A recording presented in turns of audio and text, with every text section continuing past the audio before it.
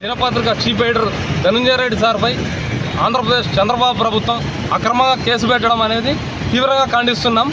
ఈ ప్రభుత్వం ఏదైనా సరే పత్రికలన్నిటికీ పత్రికా స్వేచ్ఛ ఉంది భారతదేశంలో.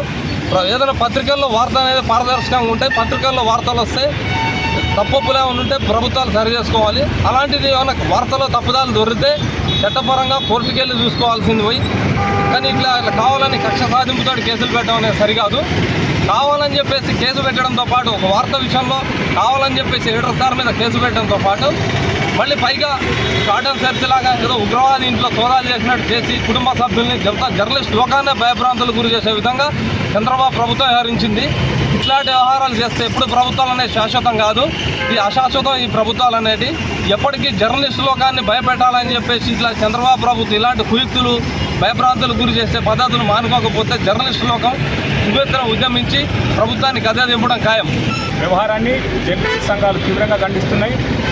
పత్రికా స్వేచ్ఛ మీద దాడి అనేటువంటిది అదొక నిరుద్దేశ ధోరణికి నిదర్శనం. అది కళల యొక్క గొంతును నొక్కేటువంటి ప్రయత్నం చేసినటువంటి గత ప్రభుత్వాలు ఏవి కూడా మనగడ సాధించలేవు.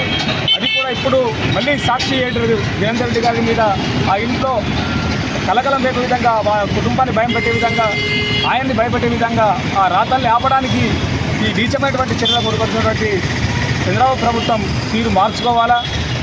మీకు మధ్య ఏమన్నా రాజకీయ వైషమ్యాలు వైద్యులు ఏమైనా ఉంటే మీరు తెలుసుకోవాలి. కానీ ఆ పత్రిక జగన్ రెడ్డి అనేంత మాత్రాన ఆ పనిచేసే ఎడిటర్ను మీరు భయభ్రాంతులకు గురి చేయడం కాదు తప్పు. నిజాల్ని రాయడంలో అనేటువంటిది జర్నలిస్టుగా ధనంజయ రెడ్డి గారికి ఉన్నటువంటి ఒక రైటు. ఆ హక్కును కలవేసేటువంటి అధికారం మీకు ఎవరిచ్చిరు అనేటువంటిది మేము ప్రశ్నిస్తూ ఉన్నాం. నిజానికి మీ యొక్క అహంకారపూరిత ధోరణి ఆ ప్రభుత్వాలైనా పోలీసులైనా మీ చట్టానికి లోబడి పరిధిలో నడుచుకోవాలి. కానీ నిరంకుశత్వంగా ప్రవర్తించి నిజాల్ని రాసేటువంటి ఒక జర్నలిస్టును అకారణంగా మీరు అణిచివేయాలని ప్రయత్నం చేస్తే మాత్రం జర్నలిస్టులో ఒక ముకుండదు.